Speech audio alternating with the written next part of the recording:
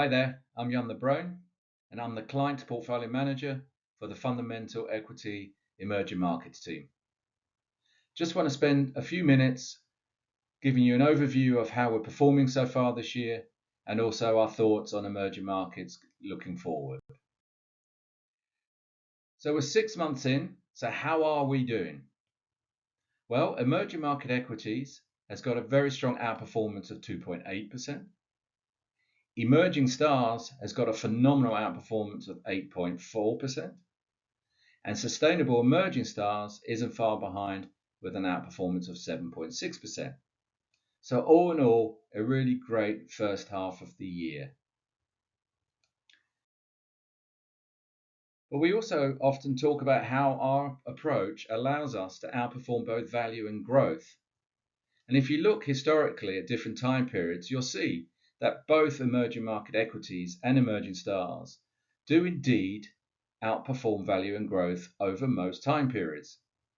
And this year is no exception. Both strategies are significantly outperforming value and growth so far. So the performance of EM has been pretty strong this year, but will it continue? We think it will because there are three tailwinds that make a very compelling story for EM. The first one is about longer term trends. There are three broad trends that we think make a positive story for EM. Firstly, emerging markets are being able to leverage into the technology innovation story. They're being able to leapfrog legacy technology, and at the same time, countries like Korea and Taiwan have become indispensable in the global tech supply chains. At the same time, you've seen future global trade trends change as well in favor of EM.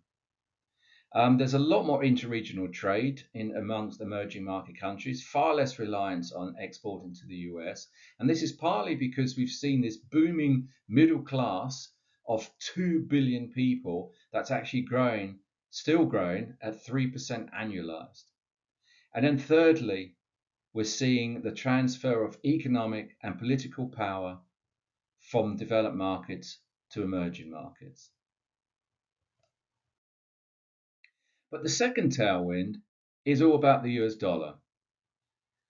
Now, there's always historically been an inverse relationship between the performance of the US dollar and the performance of emerging market equities. And the weakness of the US dollar this year has been a very strong positive for emerging markets. But a lot of commentators are concluding that there's actually a structural weakness to the US dollar now. And if that is indeed the case, then that's a very strong positive for emerging markets, both from a performance point of view, but also from an investor sentiment point of view. And the final tailwind is all about the disconnect between the risk of EM today, but the continued large discount to developed markets. So on the left-hand side, you see that the risk of EM has fallen from being twice as much as that of DM, all the way to being in line or the same as developed markets today. So it's been a real decade-long story there. At the same time, though, if you look at the right-hand side, the valuation discount continues to grow, and it's now close to minus 40%. And that is very similar to the levels last seen in 2001, when risk was very high for emerging markets, as you can see on the chart on the left, and the reasons why you invested in EM were very different and far less fundamental than they are today. But don't take our word for it. If you quickly browse through some headlines, whether it's in the press or on social media, you'll see a lot of positive news flow out there, whether it's about investment flows, whether it's about the outlook for EM, whether it's about investor sentiment. We're not the only ones that are positive on emerging markets. I'll leave you with one final thought. Now, clearly, emerging markets have underperformed developed markets for a long time, since 2010, really. But if you go back to when emerging markets became an investable asset class, you'll see that there have been two time periods, one here and one here, where EM has outperformed significantly developed markets over a long period of time. And if you look at where EM stands relative to DM, it's very similar to the low levels you saw in previous outperformance periods. And so we believe that there's a very high chance that we're at the cusp of a new era of EM outperformance.